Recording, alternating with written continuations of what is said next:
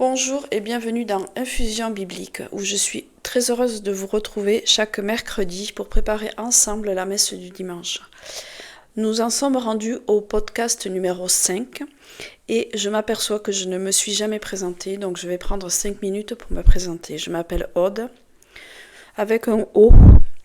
Je vis dans le sud de la France et je suis chrétienne depuis toute petite, issue d'une famille qui ne l'est pas.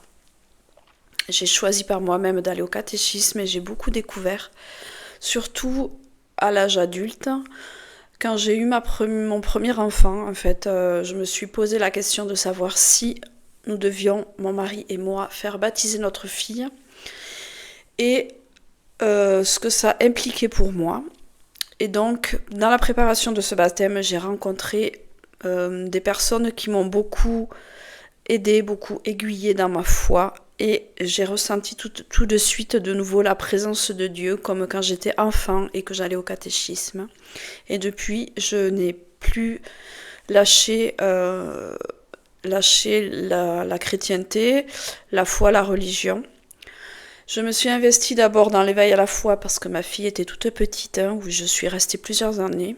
Ensuite, j'ai basculé avec mon fils dans le catéchisme, donc j'ai fait pendant plusieurs années le catéchisme.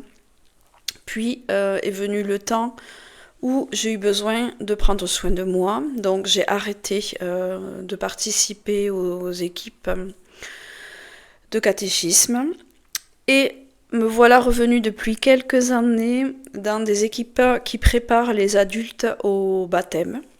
Donc c'est très enrichissant et avec ces groupes de préparation au baptême, je m'aperçois que pour moi, la parole de Dieu est quelque chose de central qui nourrit ma vie et qui l'illumine chaque jour en fait. Donc j'ai besoin chaque jour de lire la Bible pour me sentir complète et trouver un apaisement, un recueil, une lumière dans cette parole.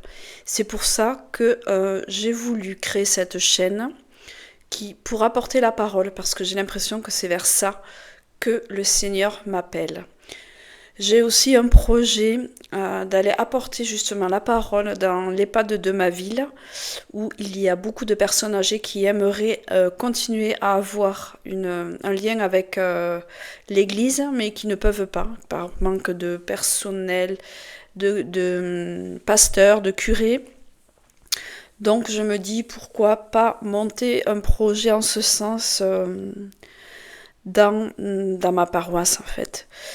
Et cette chaîne, elle a une grande valeur à mes yeux, dans mon cœur, je la porte très fortement dans mon cœur, parce que j'ai besoin de communauté, la communauté physique qui est dans ma paroisse, mais j'ai envie de faire communauté aussi avec vous, qui êtes plus loin, éloignés de moi physiquement, mais présents dans mon cœur par la foi. Donc je vais reprendre mon script, parce que je travaille, oui, sur ces vidéos, je travaille et ça m'apporte beaucoup.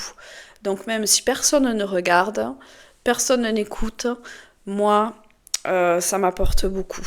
D'ailleurs, si vous écoutez, si vous avez entendu ma présentation, n'hésitez pas à écrire « J'écoute » dans les commentaires. Je vous remercie. Et donc, je reprends mon petit script. Aujourd'hui, donc on va préparer le dimanche qui vient et on va écouter un passage exigeant et beau de l'évangile selon saint Luc au chapitre 17, versets 5 à 10. Peut-être que vous qui m'écoutez, vous priez depuis longtemps et que parfois vous avez l'impression que rien ne change. Alors ce texte est fait pour vous. Et il me parle particulièrement à moi aussi. Demandons ensemble à Jésus de nous apprendre ce qu'est la vraie foi et l'humilité qui l'accompagne. Seigneur Jésus, ouvre nos cœurs à ta parole. Donne-nous la foi vraie, même minuscule, qui te fait confiance et qui obéit, et donne-nous l'humilité joyeuse de ton serviteur. Amen. Pendant tout ce mois d'octobre, j'ai choisi un thème pour nous guider, un fil rouge. Donc ce thème est la foi humble qui se tourne vers Dieu dans la prière et garde l'espérance. Donc une foi humble et priante. Je vais maintenant vous donner la lecture du texte de l'Évangile selon saint Luc, versets 5 à 10. Les apôtres dirent au Seigneur, « Augmente notre foi. » Et le Seigneur dit, « Si vous aviez de la foi comme un grain de moutarde, vous diriez à ce sycomore, « Déracine-toi et plante-toi dans la mer, et il vous obéirait. » Qui de vous, ayant un serviteur qui laboure ou paie les troupeaux, lui dira, quand il revient des champs, « Approche-toi promptement et mets-toi à table. » Ne lui dira-t-il pas au contraire, « Prépare-moi à souper, sème-moi et sers-moi jusqu'à ce que j'ai mangé et bu. Après cela, tu mangeras et boiras. » Doit-il de la reconnaissance à ce serviteur parce qu'il a fait ce qui lui était ordonné ? Vous, de même, quand vous avez fait tout ce qui vous a été ordonné, dites « Nous sommes des serviteurs inutiles et nous avons fait ce que nous devions faire. » Acclamons la parole de Dieu. Je vous prie de m'excuser pour le chien qui aboie en fond. Revenons à notre texte. Tout d'abord, j'ai eu besoin de mettre en contexte ce texte pour m'en saisir. Et juste avant ce passage, Jésus demande à ses disciples de pardonner encore et encore, même 7 fois dans la même journée. Les apôtres sentent donc que cette exigence est au-dessus de leur force et s'écrient « Augmente notre foi ». Nous pouvons nous aussi, dans la vie de tous les jours, demander à Jésus d'augmenter notre foi. La réponse de Jésus arrive en 2 images très différentes mais qui s'éclairent l'une l'autre. Il y a d'abord la foi minuscule mais vivante et ensuite l'attitude humble du serviteur. Pour la première, il utilise la graine de moutarde, la confiance qui obéit. Un grain de moutarde, c'est minuscule. Jésus ne nous dit pas « ayez une foi énorme », mais même une petite foi suffit. Pourquoi ? Parce que la foi chrétienne n'est pas une énergie intérieure qu'il faudrait multiplier, mais c'est une relation, un lien de confiance avec Dieu. C'est Dieu qui agit, et non la taille de ta conviction. La seconde image est l'arbre déraciné et planté dans la mer, qui est volontairement forte. C'est une hyperbole pour dire que même ce qui paraît impossible peut arriver quand on ose un pas de confiance. Pense à une situation où tu t'es dit « je n'y arriverai jamais, je n'arriverai jamais à avoir de la visibilité avec ma petite chaîne sur YouTube », par exemple. Pour toi, ça peut être pardonner à quelqu'un qui t'a blessé ou garder espoir dans une épreuve qui s'éternise. Jésus dit « Pose seulement un pas, même petit, et c'est moi qui ferai le reste. » Ce n'est pas la quantité de ta foi qui compte, mais la fidélité de Dieu quand tu lui ouvres une brèche. Alors, dans nos vies de tous les jours, comment ouvrir une brèche ? À méditer. Ensuite, tout de suite après ces 2 images, Jésus raconte l'histoire d'un serviteur. Dans la culture de l'époque, un serviteur faisait son travail sans attendre de félicitations. Jésus n'excuse pas une injustice sociale. Il utilise cette image pour nous libérer d'un piège spirituel. Croire que Dieu doit quelque chose parce que nous avons prié, jeûné ou servi. Combien de fois n'avons-nous pas pensé « Seigneur, j'ai fait tout ça pour toi et pourquoi n'exauces-tu pas ma prière ?» La réponse de Jésus est claire. Dieu n'est pas notre débiteur. Tout ce que nous faisons de bien, nous le faisons avec la grâce qu'il nous a donnée d'abord. Alors, la foi reste humble. Elle agit avec force, mais sans s'enorgueillir. Mais quel est le lien entre ces 2 images ? Les apôtres demandent plus. Jésus répond, pas plus, mais vrai et humble. La foi minuscule mais vivante met Dieu en mouvement.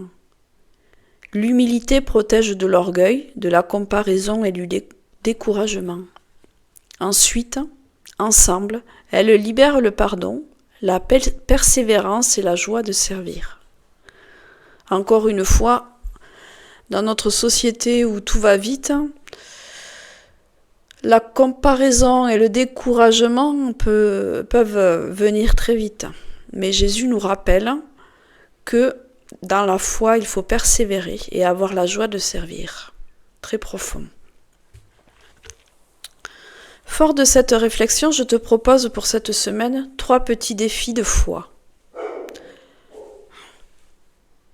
Je vais moi aussi mettre en œuvre ces 3 petits défis de foi. Le premier sera un micro-acte de foi, c'est difficile à dire. Prendre simplement 30 secondes de silence et demander au Seigneur, montre-moi un petit pas et je le ferai. Le second sera une parole mise en pratique. Choisis un verset de cet évangile et applique-le dans une situation concrète aujourd'hui ou durant ta semaine. Ce soir, demande-toi par exemple, quelle montagne a commencé à bouger ? Pour finir, je te propose un service caché. Pose un geste de service dont personne n'aura connaissance. Offre-le simplement à Dieu. C'est dans ces gestes discrets que l'humilité se forme en nous.